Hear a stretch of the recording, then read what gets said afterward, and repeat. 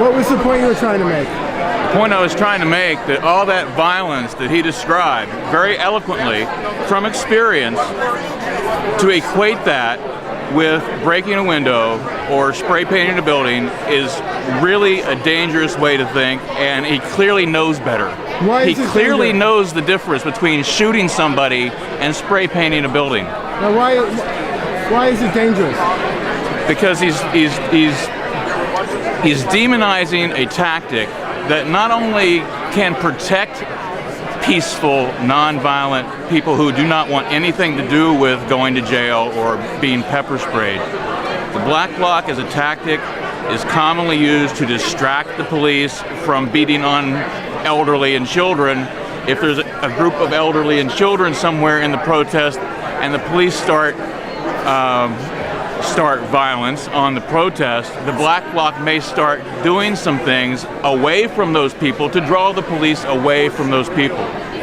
These people don't understand that there is a benefit to them by embracing a tactic that they don't have to participate in to benefit from.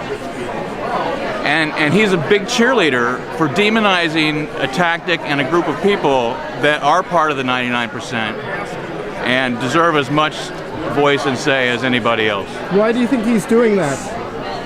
That's what really bugs me. That's what really bugs me, because he's obviously a very intelligent person with a lot of experience. So, I don't know. That would be a good question for him. The security and surveillance state in the United States is the most repressive apparatus and intrusive apparatus probably in human history. Their fundamental goal is to sever a movement which articulates the truth, as Occupy did, from the mainstream. And what has happened to Occupy is that the external forces of repression have been matched by sophisticated and deep internal forces of repression. And the goal is to sever the movement from the mainstream, to make the mainstream frightened of the movement.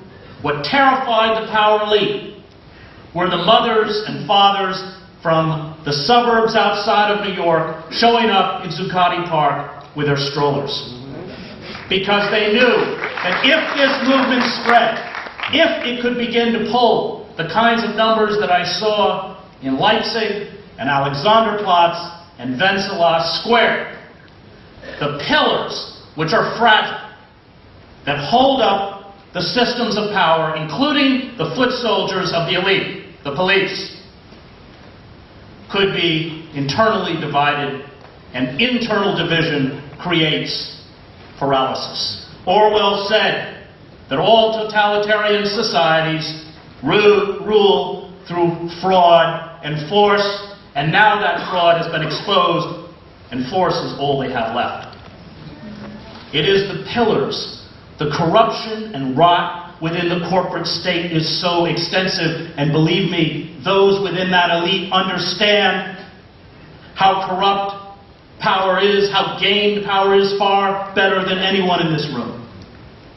And so do those cops, who for $37 an hour have to work as rent-a-cops or rent-a-security guards at places like Goldman Sachs, and watching these guys in their $8,000 suits walk by them as if they're invisible. The power we have comes through transparency, it comes through true democracy, it comes through consensus, and it comes through nonviolence. At this moment, that is the most potent weapon we have. And the security state will seek to paint us another way. Every act of violence is used by the propaganda machine to frighten the mainstream from joining the movement and justify brutal tactics of police repression. Never underestimate the power of the good to draw the good, the power of truth, the power of love, not the sentimental love, but the love that Martin Luther King talked about. This is the power that Occupy has harnessed, and it is a power that terrifies the state. With that power, if we hold fast to it, I believe we have the capacity to bring these people down. Thank you.